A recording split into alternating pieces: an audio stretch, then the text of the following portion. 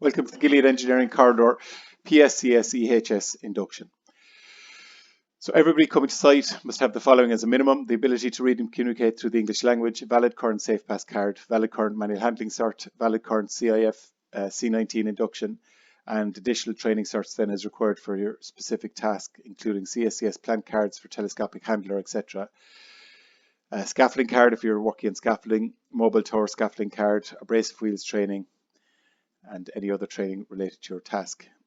This induction will go through the coronavirus mitigation measures on site, project mission statement, project management contacts, project scope, safety legislation and duties, incidents and accidents, reporting, first aid, site layout, site access and security, fire and emergency arrangements, PPE requirements, RAMs and permits, project-specific hazards, summary of site-specific rules, disciplinary procedures, environmental awareness, pest control. So there'll be an online quiz then that you'll have to complete at the end of this video with questions related to the content of the induction. There's a link to the quiz underneath this video in the comments. And basically you need to complete the quiz and the system fire back the answers to us here in Engage Construction, which we can check then before you start on site to make sure everybody's done the induction. With regard to coronavirus, a construction site is no different from any other public location, so site personnel should exercise HSE public advice at all times, including wash your hands regularly and correctly, cover sneezes and coughs with the inside of your elbow, maintain a safe distance of 2 meters from work colleagues. If you need to work within the 2 meter zone, you need to stop work, talk to Engage Site Management, and we'll go through the measures that will be required to allow you to do that. So stop work if you need to work within 2 meters and talk to us before you do it. If personnel have any concerns related to COVID-19 and their work, immediately contact Engage Construction Management and we can go through them. Engage Construction will advise all site staff every morning of information arising from government and industry agencies as advice is updated. So all employees working in the job must consider the following questions before they sign the daily attendance sheet. So are you a particular vulnerability to COVID-19? Have any of your immediate family been diagnosed? Are they in self-isolation? Have you been in direct contact with anyone who's been out of the country in the last 2 weeks? Do you have any of the following symptoms: cough, shortness of breath, breathing difficulties, fever, high temperature, or any other flu-like symptom? If the answer is yes to any of those, you need to talk to Engage Construction. If the answer is no, you can sign the attendance sheet and proceed to work. There'll be coronavirus-related signage placed around the site, including signage defining how many people can be in each work area. So we're limiting the amount of people can be in each work area to try and maintain the distance between lads working. So adhere to all of the signs on site as you would generally anywhere. Personnel must keep their own PPE with them at all times. Don't share PPE. Wear gloves at all times. Don't use the toilet block if they're occupied by somebody else. Only use the canteen when you can safely maintain a separation of 2 meters. Inside the canteen then exercise extreme care. If you're suffering from a cough, sneeze, or runny nose, don't use the canteen. Don't share your own tools with others. If you're going to use a common tool, wipe it down, the handles, contact points with disinfectant before you hand over to the next person to use. Where possible, travel to and from the site alone. If this isn't feasible for your situation, please travel with the same person each day. So generally the project mission statement, we want to deliver the project with 0 incidents or accidents, 0 impact to Gilead facility and staff or third parties, safe working environment maintained at all times, safe working methods executed at all times, strong integrated team with a communication emphasis, ensure that it's a successful and enjoyable project for everyone involved. So the team for the project: Gilead Sciences. Gilead are the client. They sometimes see them referred to as GSIUC. The designer and PSCP is Tandem Project Management and Butler Cameronese Architects. Main contractor in PSCS is Engage Construction. And some of the contractors involved in the job are O'Shea's Electrical, BSS, Provincial Sprinklers, and Faltech. So my name is Owen O'Shea. I'm the project manager and the PSCS representative. There's a fine picture of me there, and that's my contact number, which will be posted up on the whiteboard down in the job. And Mike Gainey is the site manager, and that's his phone number again, will be posted on the whiteboard. The scope of the project includes installation of a new external door, installation of new coffee dock, strip out demolition of existing partition walls, ceilings and floors, construction of new internal partition walls, electrical installation, power, IT data, access control, fire alarm services, mechanical installation, air conditioning, water supply, drainage services, flooring works, internal glazing installation, ceiling installation including feature raft ceiling and suspended ceilings, bespoke joinery and office furniture. So that's just a view of the finished layout of the engineering corridor. Those of you familiar with Gilead will know the engineering corridor. So we're making everything where the individual offices are at the moment, which is the top section of the plan there at the top of the page, open plan, and then there'll be a series of meeting rooms and offices below the corridor on that layout plan there. So safety legislation related to the construction industry includes Safety, Health and Welfare at Work Act 2005, Chemical Acts 08 and 10, Construction Regs 13 and General Application Regulations 2007. And then HSA codes of practice and guidelines related to our work include code of practice for access of working scaffolds, mobile elevated work platforms, safe use of work platforms, using ladders safely, use of mobile machinery, requirements for site welfare facilities, and summary of key duties under the Construction Regs 2013. So we'll just go through some of those key duties. So the duties of employers, that being in this case the contractors involved in the job. So we're doing Work Engage, Brian Scully, PSS or PSCL, Jones, O'Shea's Electrical, etc.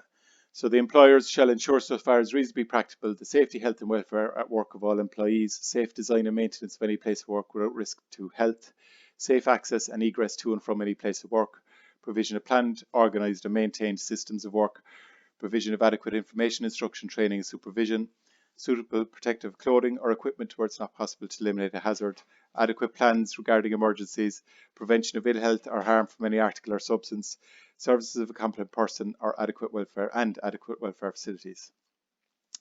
As PSCS then engage constructions, the PSCS on the job, we must coordinate the identification, elimination or the reduction of risks during construction, prepare and communicate a construction stage health and safety plan, coordinate the implementation of construction regs by contractors, organise cooperation between contractors and the provision of information, coordinate the reporting of accidents to the HSA, checking of safe working procedures, measures to restrict entry onto the site, provision and maintenance of welfare facilities, arrangements to ensure that workers have safe pass and PSCS cards as required, coordinate the appointment of a site safety rep where we've more 20 people on site, provide all necessary safety file information to the PSTP after the completion of the job, monitor the compliance of contractors and others and take corrective action where necessary, and notify the Health and Safety Authority and the client of any non-compliance with any written directions issued.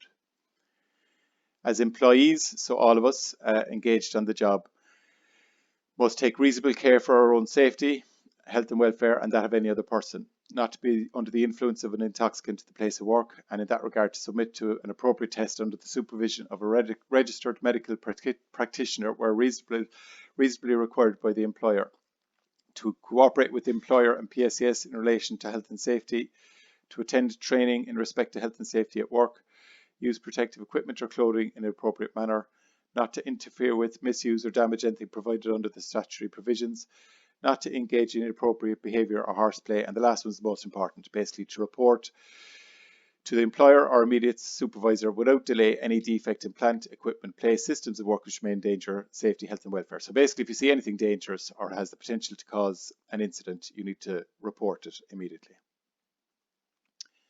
So near misses, incidents and accidents, the legislation defines an unsafe condition as an unsatisfactory physical condition existing in the workplace prior to an incident, accident or near miss taking place. So figure number 1 there gives an example of an unsafe condition. The shackle is a dodgy shackle holding up the load.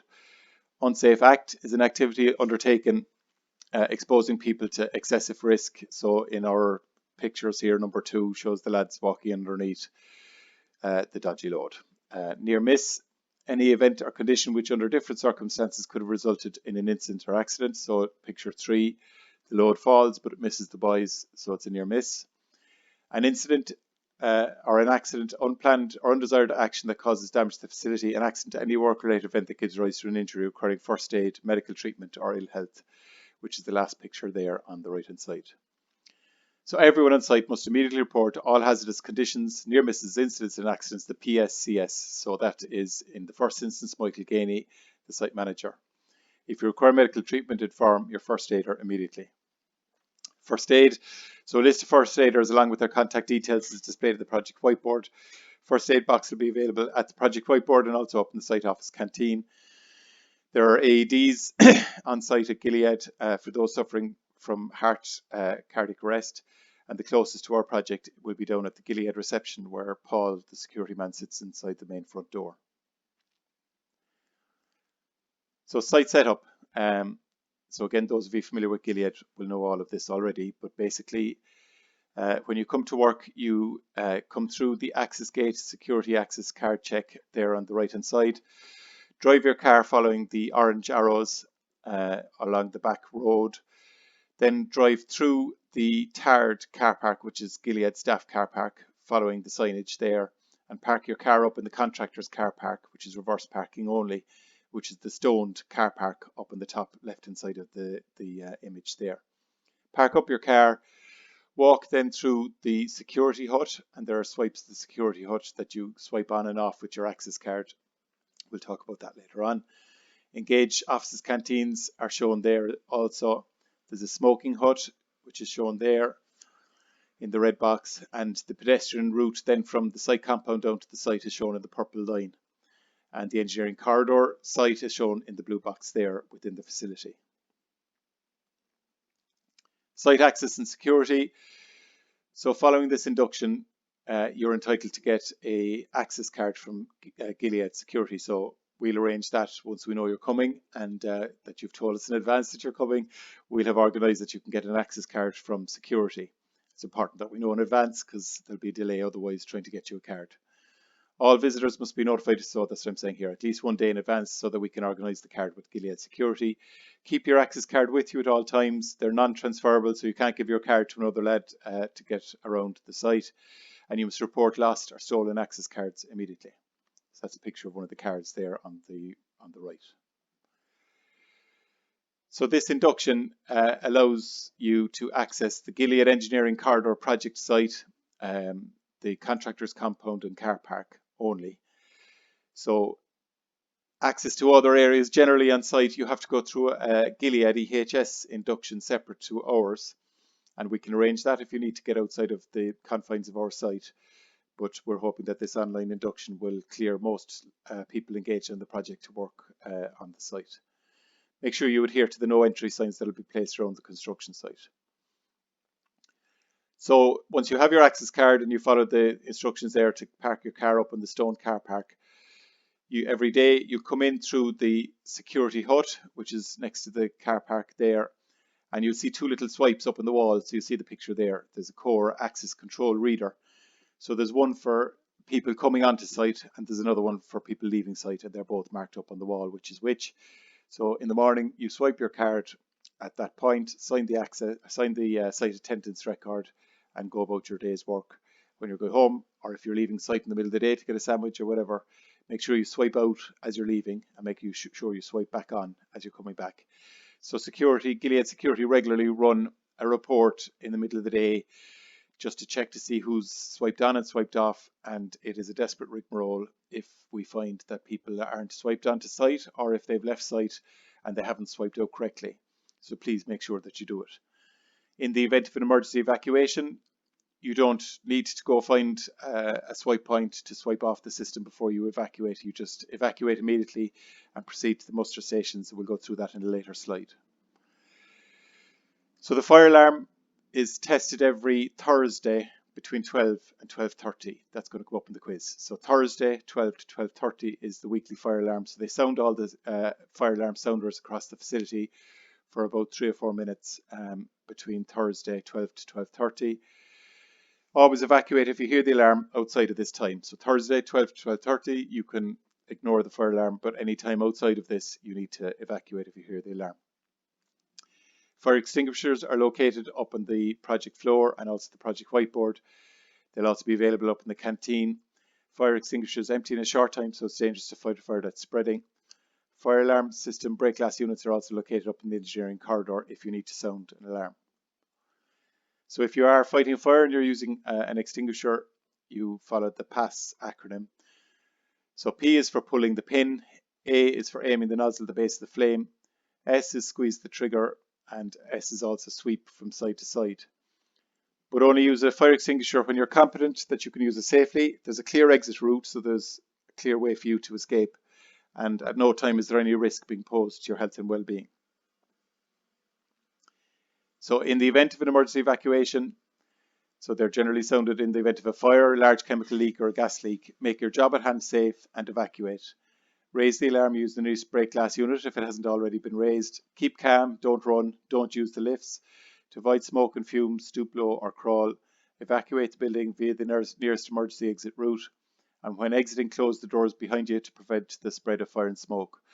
Proceed carefully to the front of the site, go to one of the emergency muster stations and swipe your access card. So you don't use the core swipes, you go to the emergency muster stations up at the car park and report to assembly point G. So it's assembly point G that again will be in the quiz after this video. So these pictures show the emergency muster stations up in the staff car park at the front of the facility. If you, so as I said, you don't swipe a core, you swipe up these green posts up in the car park. So swipe your card, having evacuated, you'll hear the system beep to tell you that you've been registered as being safely evacuated. Report to assembly point G. Give your name to the roll call officer. Await further instruction. Don't re-enter the buildings until the all clear has been given. And following the all clear, we must all go back in via the western escape stairs. Don't block the, don't swipe back onto the access system. Minimum PPE on site.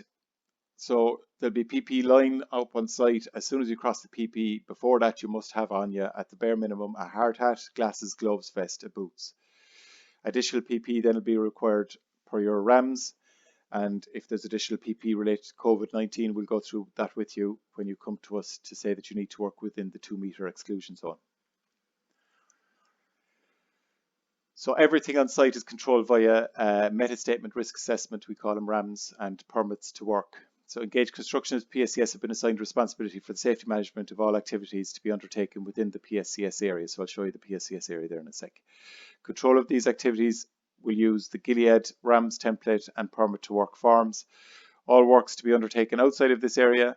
So all the RAMs approvals within the PSCS area, engaged construction can review and approve them. Any works undertaken outside of this area need to go through a review process inside in Gilead, which includes a few sign-offs and can take a bit of time. And we need to organise that in advance. So this is the PSCS area of control. So there's a few areas. The first one is externally, where we're putting in a new external door and stairs. And that's outside the back by the 2-story porta cabin.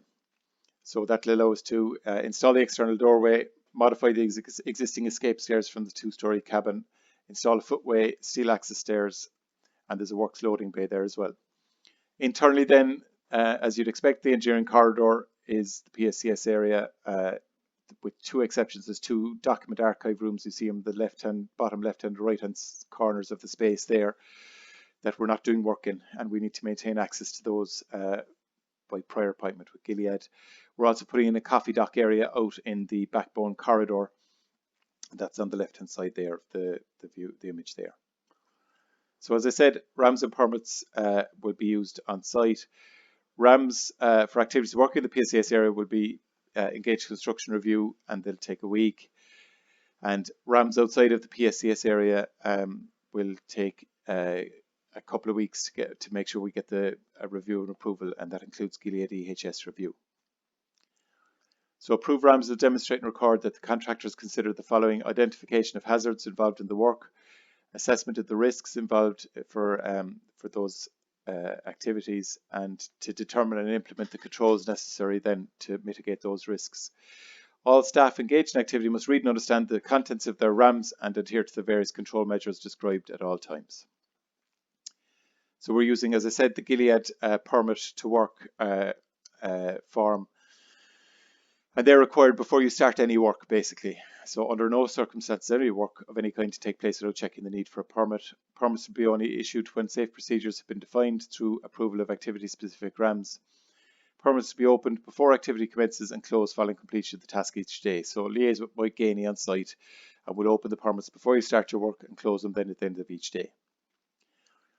Project-specific hazards include working at height, electrical safety, hot works, and coordination of multiple adjacent activities. So working at height, Scaffolding will be required to form a loading bay at the northwestern corner of the engineering corridor, so that'll be erected by a suitably trained contractor. Weekly inspections of scaffolding and all working height equipment. No modifications or alterations will be loaded to the scaffolding by other contractors. Podium ladders are the only ladders allowed on site. 3 points of contact at all times when climbing the ladder rungs up onto the platform, and the guardrail then to be securely closed at all times when operating up on the platform. If access is unavailable for a podium, if the space is tight, then we can do a specific risk assessment to release the use of a straight or an A-frame ladder. PSCS cards are required for anybody working mobile towers, and register of all working height equipment must be maintained by engaged construction. A weekly visual inspection be completed and returned at the start of each week. Electrical safety. Electricity can injure or kill without warning. Lockout tagout system is operation per site procedure. If in doubt, ask. Only 110 volt portable tools or battery power tools are permitted. Temporary power from designated points only. All electrical work will be carried out in compliance with standards. Only authorised, competent and certified electricians are permitted to work on electrical equipment and systems. Hot works will require completion of the hot work section on the permit form. So that defines 2 classes of hot works. Class 1 is a naked flame or a spark being present, and Class 2 is a heat source with potential to create fire hazard. So drilling steel, for instance, is a Class 2 hot work permit required for that. So the controls required will include clearing the area of combustible materials, fire extinguishers kept in hand at all times, fire blanket to be kept on hand, attendant fire watch at all times, 1 hour walk down and completion of the work, and gas monitoring. So we'll have to make sure the smoke heads are isolated before hot works start. Hot works or dusty works. So if you're doing any hot works or dusty works, let us know in advance of it, and we'll organise for the smoke heads to be isolated. So coordination of multiple adjacent activities. This is probably more applicable now, even given COVID-19. So we'll have certain interaction with adjacent Gilead facility users. So we'll have to define clear pedestrian and plant movement routes. Multidisciplinary teams will be working together in a constrained space, potential for hazards if the area is not coordinated adequately. There'll be a daily whiteboard in the morning just to have a gather up and say who's doing what in the space on any given day. Communication is key to ensure the clashes are avoided within site, so make sure you keep talking to engage site management that we can coordinate activity on site. Disciplinary procedures. So we'll be operating a 3-card system. We only want to issue green cards to reward positive behaviour. 2 yellow cards is yellow cards for minor infringement. If you get 2 yellows, you get a red, and if you get a red, you can either get it through 2 yellows or you get a straight red for a major infringement. You're off-site. So positive behaviour examples would be good feedback, safety ideas, excellent compliance, good example to colleagues, good housekeeping. All green cards be entered into a draw for €100 at the end of the job. Minor infringement would be PPE compliance, work practice not in accordance with the RAMs, misuse of equipment, poor housekeeping, bad attitude, and the offender needs to be stood down for reinduction if you get an orange card. You get a straight red then for complete disregard for safety, exposure to fall from height risk, tampering safety devices, or working without a permit or unauthorised use of equipment. Environmental awareness. All chemicals require approval prior to coming to site. Chemicals must be stored in approved containers and bundled stores. Ensure mobile plant containing chemicals has a double skin tank and use drip trays for filling. Report all spillages immediately. Never pour materials or liquids down any drains. Waste bins should be labelled with company logo and the type of waste. Bins should be emptied daily. Segregate all waste into the appropriate waste skip, and Engage Construction will have site skip set up at the site compound for waste. There'll be a clean as you go policy in place on site, so clean up your work area basically as you go, and if you create any waste, just tidy it up and put it away into the refuse bags as you create it. Everyone's responsible for the removal of their own waste, so that again is a quiz question. Minimize your waste and dispose of the correct skips. Keep evacuation routes clear from material or debris. Don't block emergency exits with materials or equipment. Don't leave objects sticky out into walkways. Clean up spills immediately. If there's rubbish on the floor, pick it up, and store blades and sharp tools in a proper manner. Pest control. So Gilead are very sensitive to pests, and they've asked us to kind of highlight that in the induction. So they are sensitive for good reason. They make drugs for oral consumption. So basically they're making tablets on site, and if there's any foreign object inside the tablets, it'll be a huge issue for them. So pests include crawling, flying incidents, insects and rodents. Ensure that all access doors, internal and external, are kept closed at all times, and report any pest observed entering the area, no matter how small. So the last point there again, I'd say, will appear in the quiz. You report any pest immediately, no matter how small they are. So a quick summary of site-specific rules. Ensure you have your permit and RAMs before you start work. Wear your PPE at all times inside the PPE line. Observe all safety notices and signs on site. Report without delay anything that looks unsafe. Report all near misses, incidents and accidents. Know your escape route. Always swipe in and out of the core access system. Adhere to 15k site speed limit and maintain good personal hygiene. Never fight a fire unless it's safe to do so. Don't be abusive or offensive to your colleagues. Don't smoke outside of the designated area. Don't eat or drink outside designated area. Park vehicles in Gilead staff car park. Work alone. Don't tamper with safety devices. Don't wear jewellery which may present a hazard when working with tools or machinery. Don't walk outside designated pedestrian walkways, and leave your access card in. Don't leave your access card in the car, canteen or drawing room. So that's the induction. So as I said, there's an online quiz. The link to it is you'll find below this video. So click on that and complete the answers, and we'll see you when you get to site. Thanks very much.